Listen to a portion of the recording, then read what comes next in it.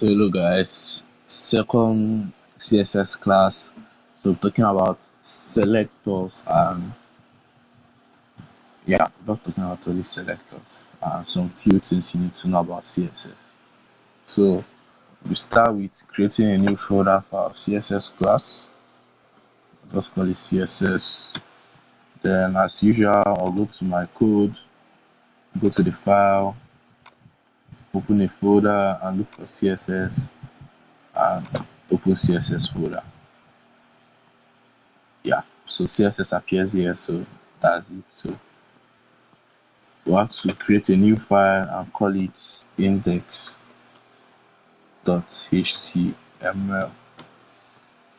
Then if you want to create an external CSS style sheet, so if you're still doing that, so I'll be doing this. So you have to create your layout first.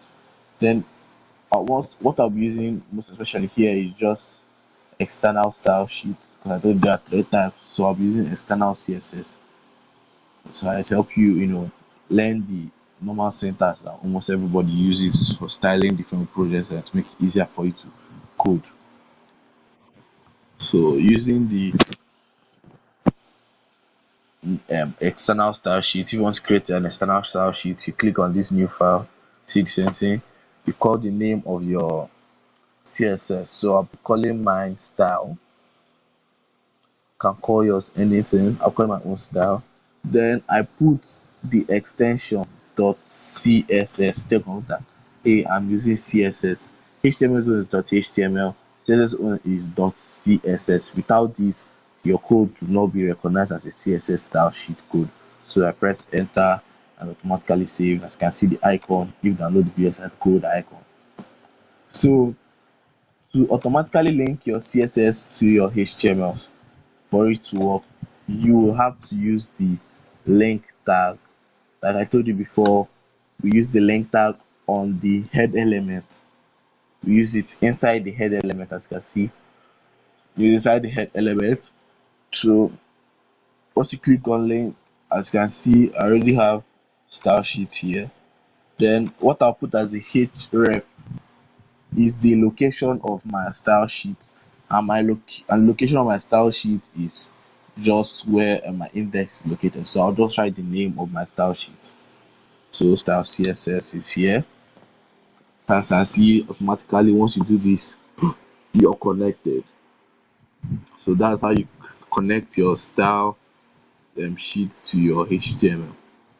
So we start with the basic. Start with giving our body just a simple color. We start with the selector called body, and we put our 2 column. I'll put the color we want to give our body background color of yellow. So we'll go and copy our. So if you want to copy and open it, you have to go back to the index.html and copy the parts. You cannot copy from the CSS, it will not show. So I paste it here.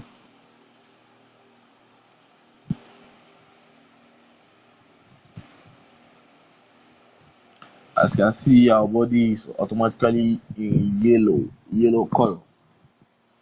So that's that. So what I'll actually be treating today is CSS selector.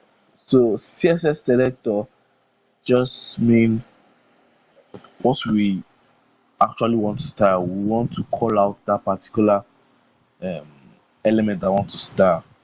Selector is the element that you want to style. So in CSS, as you can see, selector specificity. So this is called a selector. So the element you want to style is called a selector, and we have different types of selectors. So the first one is called element selector. The element selector uses only the element name. So if you want to call an element and style it, you use the element name, and that's called an element selector. Using the element name to style it is called element selector. Use element selector, style it. So the next one we have is the ID selector or the class. We'll be taking the ID selector.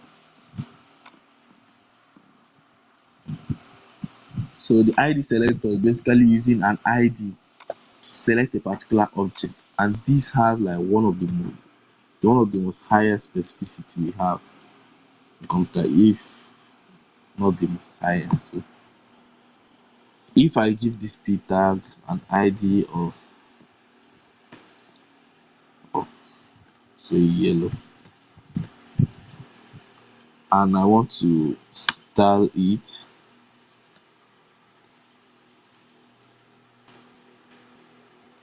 let's say I want to style it. If I want to style it using the ID selector, because it already has an ID, you must give that element an ID first before calling out the ID selector. You have to give it an ID first. So to style it using the ID selector, I use my hashtag, and then I'll now write the ID name, hashtag yellow. So don't forget this. To call an ID selector, you have to use hashtag and you now put the ID name, like I taught you before in HTML. So as you can see, it has an element with ID yellow. It's contact loop for an element with an ID of yellow, and style it. So we want to change the font size to 3 rem, and we want to give it color of green. So going to our code to refresh. As you can see, bars is in 3 rem size and the color is green. So that's that for ID selector. We have another selector called class selector. Just like the ID, before you can give a class selector, you have to use the class name. What you have to give the element a class name. So I can still call this same p tag using p tag and still style it, but because of some issues it might not fully work. But I would love to give it a different styling so we can see whether it works. But if I should give font size, it will not work. I'll still explain that later. But I have to give it a different style. Let's give it text transform. Yeah, let's give it text transform of uppercase. As you can see, it has uppercase. I use both the element selector and I use the ID selector to still style one p tag, and both of them work. So it depends on what you want to use, and it depends on specificity, order of importance. Specificity means order of importance. I'll still be talking about this. So we want to use another um, selector type called the class selector. So just like the ID selector, you have to give the element a class. So I'm using an aside.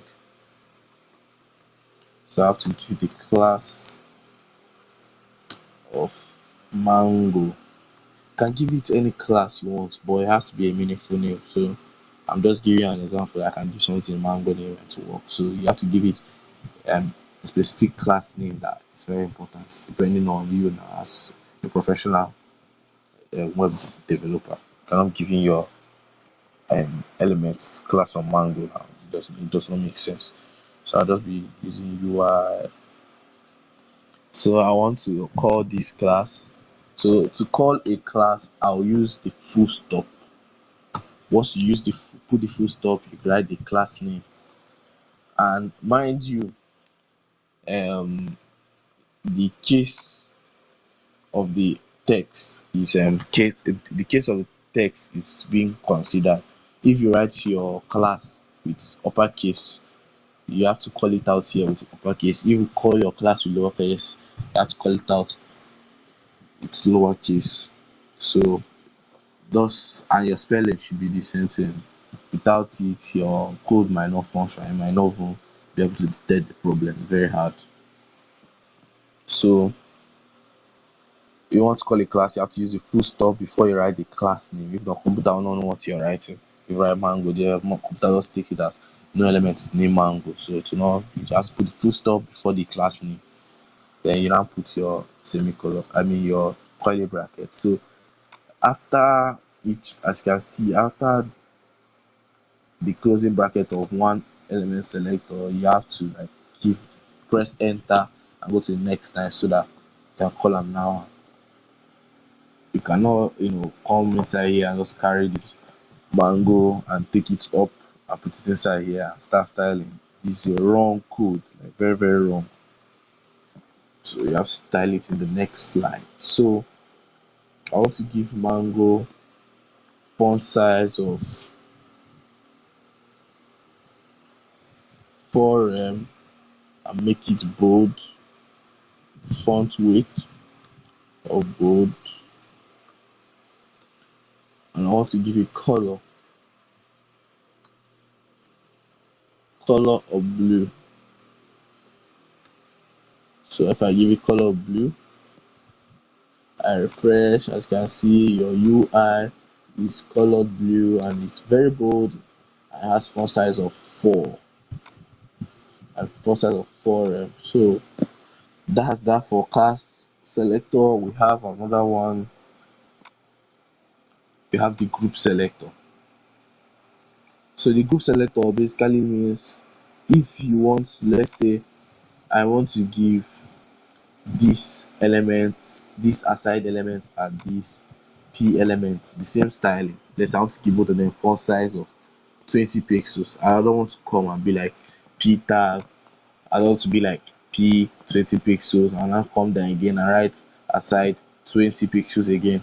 To just be like me repeating the codes when I can just give both of them 20 pixels at the same time. So what I will use is called the group selector to group all of them together. So I'll be grouping them together. So to group them together, we have to use the p tag.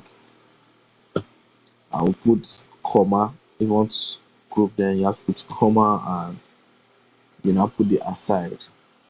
So if you have more than one element, you have to put another comma, write the element name, put comma, write the element name, put comma, write the element name, put comma, write the element name. Even though it's up to like 1000, you do this. Then you put your curly brackets and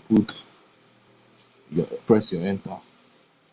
Then once you're done, you can now put the styling. So I'll be giving these two one particular. I'll just be increasing their font size or let's change the font family. Yeah, I'll be changing the font family of both of them to something cursive. So as you can see, the font family is different here, but if I refresh, you see the font family change. As you can see, both of them change at the same time, having two different font families. So that's that for the group selector. So you can practice this. We have the nested selector. Like let's say you want to call an element and an element to be more specific to tell the computer that this particular element I'm looking for. So look at where this nested selector normally happen. The sender select and child select. These like scenarios where it happens. Let's say we have a p tag outside here already, and we have, let's say, a section, and we have a p tag inside here. You cannot just come and write p tag and give them styling. This will affect this styling will affect all the whole p tags, both this one and this one. It affect all of them. But if I want to tell computer that I am talking to only this particular p tag that is inside this section, we'll use what we call specificity. So I'll be cleaning this to show you how I wrote it again. So I'll be writing section. When I write section, I put the opening and closing tab. I have to press enter. So in between the opening and the closing tab, I'll put my p tag, as you can see. Then the p tag, I'll put this. So this p tag will carry another child, but I'm not putting the child yet. So I'll go into then and press and put another article. So this article will not be the one to carry another child of aside, and this aside will carry text. So I want to tell computer that I want to access this particular p tag and give it a color of red. So I'll come to my style sheet and put section first. I'll put the parent element that's containing the p tag section. Then I use the greater than sign. So this is what we call direct child select. I'll put the greater than sign, then I'll write the name of the child, which is p tag. So automatically I've told computer that, hey computer, I want to select the element that has the section that has this p tag as this direct child. So just like that, I'll be using another my semicolon, then I style. Let's say I'll give the p tag height and width. Oh no, yeah, I said I want to give it color of red. Color of red. So if I should refresh, as you can see, my text here is colored red. It's interesting, right? So as it's colored red. We can also achieve this another way. Okay, I'll still be coming to that. Yes, I'll still be coming to that. So this something you can practice and do like this. This is what we call the direct child. Once the child is directly the child of the main element, we call it like that. But if we want to access this aside, as you can see, it's also a child of this section. We cannot access it like that because it's not directly the child of this section. It's the direct child, and this article is the direct child of this and this aside is direct child of this article, and the article is direct child of this section, making this aside the grandchild of this section. That means we cannot access it like that because it's not the direct child, that is not the direct parent, vice versa. So if we want to access it, the aside, we have to call computer and tell computer we need an element called section, and once we want to access an element inside that section that can be the child, so that is the child, we will be just writing an aside close to it. So you have to write the name of the parent element, you give a little bit space. As you can see, it should not be together because cause an error. Just small space safe is enough. It's too much. Just one space bar enter. As you can see, computer will be like, hey, I'm looking for section, I'm looking for any child of section called aside, to just call out anyone that's called aside. So the child can either be the direct child or it can either be the grandchild, depending on the child. So this one is the grandchild, so I'll be using this. I'll just give it color of purple. So let's go and refresh.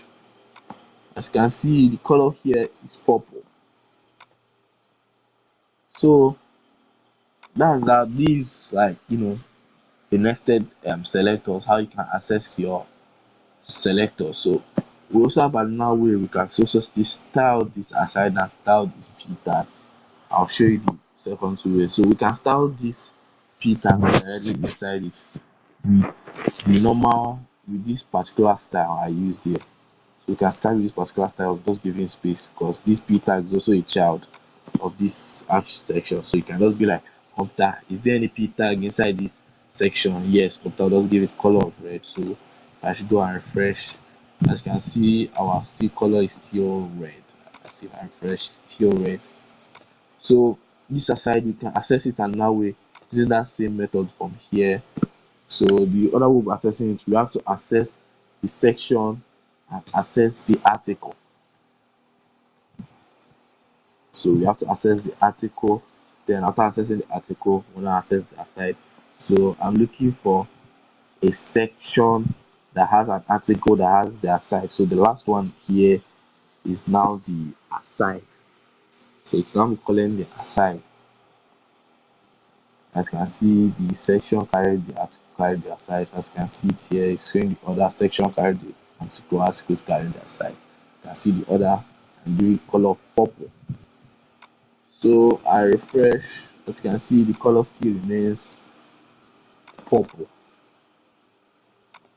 So that's that for direct and descendant child. Then we have the universal selector. So this selector, as the name implies, is like universal selector for just selecting everything. Like if you use the selector, anything you give to it will affect everything. So let's say apart from all these ones are giving ID, I was talking about specificity. I'm mentioning specificity here, but you might not take it serious. Specificity play a key role here. So most of the elements might not, have the specificity, but I'm using one particular thing that will affect all of them.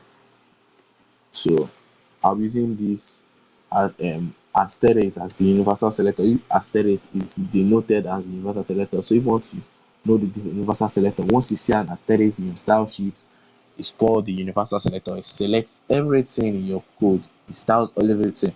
One particular style you give to all of them, or one particular style you give to that asterisk affects all the whole elements in your code. So I put my curly brackets and I'll put margin, margin of 0. As you can see, this text here, they have margin. As you can see this spacing. Once I should refresh, you no more see the spacing again. Boom, as you can see, all the whole spacing, margin in the computer is all gone. The whole spacing is gone. So it affected both the computer, everything on the computer screen. So this universal selector is basically used for removing excess margin, like before it starts styling. You just to reset the normal setting. We normally use it to reset the normal setting of our browser, which we'll be treating that later in the project, but you can still put it in your mind that we use it to reset the normal setting of the browser, reset just some normal setting there. We start styling to make our styling what we want it to be. So that's that. I'm talking about order of preference. That's the most important thing that we need here in CSS, order of preference and comments. So do yourself go to practice this, try as many elements as you can so I can get better. Thank you.